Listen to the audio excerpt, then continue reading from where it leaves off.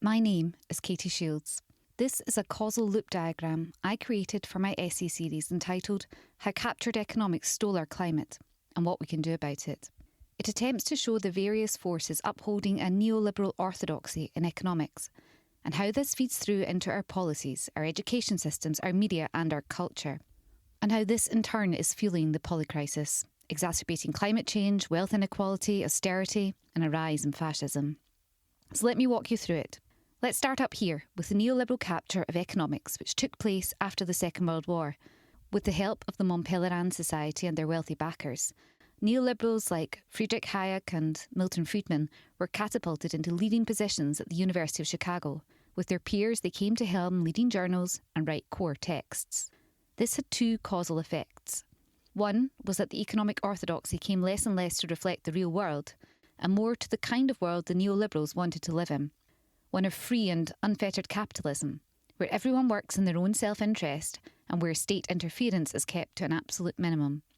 Yet because markets, left to their own devices, tend to work in the interest of the rich, at the expense of the many and the planet which supports us, it also played down the risks of financial crises and of social and environmental costs. I'll come back to this shortly. The other effect was that it meant upcoming scholars began to follow the neoliberal orthodoxy. There is an unwritten rule, still in place today, that budding professors must publish in top journals, which are held at elite schools like Chicago, Harvard and Yale, all with links to the neoliberal clique. Over time, this has led to more professors schooled in these theories, and to more neoliberal-skewed research, textbooks and so on. At the same time, heterodox thought schools like ecological economics, feminist economics, Marxism and post-Keynesianism, schools that tend to be more critical of capitalism and growth at all costs, get ignored or pushed out. So this dominance in academia also bleeds into policy. If most of the economic discipline, which is supposed to be a science, is telling us that governments are inefficient, regulations are bad, wealth can trickle down and we can have endless growth on a finite planet, then this is going to influence policymakers on both sides of the divide.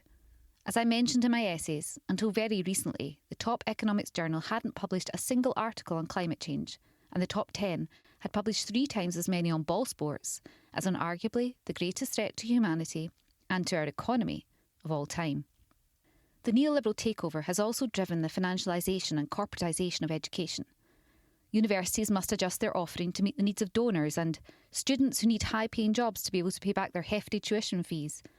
In the realm of climate, this has led to an overemphasis on research going towards technical solutions, like carbon capture and geoengineering, even though so much of what we have to do involves changes to policies, regulations, attitudes and behaviours.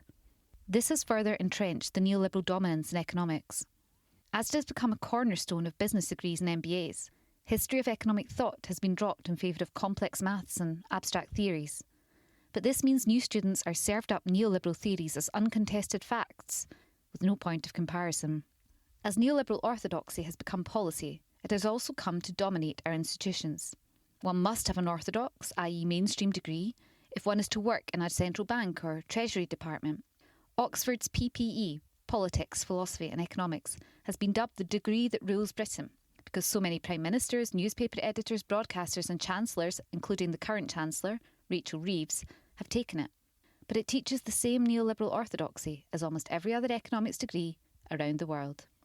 This dominance is further upheld by a lack of ethical or professional standards, preventing reform of the economic sciences despite growing critiques, while enabling a revolving door between banks and regulators. It's no wonder they failed to see the financial crisis coming. The list of Treasury advisors and central bankers with Goldman Sachs on their CVs is a long one. And a result is a continued lack of diversity, as people who do not see themselves reflected in Homo economicus opt out of studying what has been dubbed the queen of social sciences, the language of policy. Economics is everywhere, at all levels of decision-making, and yet it remains the most elite, white and male of any discipline. Coupled with a lack of professional standards, this has led to a culture of groupthink, to an economics increasingly cut off both from other sciences and competing schools of thought. This is why William Nordhaus's appalling climate economic model, which found the optimal degree of warming to be 4 degrees Celsius, not only passed peer review, but earned him the economics equivalent of a Nobel Prize, while being taken up by the IPCC, EPA and many other governments, banks and regulators around the world. Which brings us to the impact of the neoliberal takeover on the economic narrative.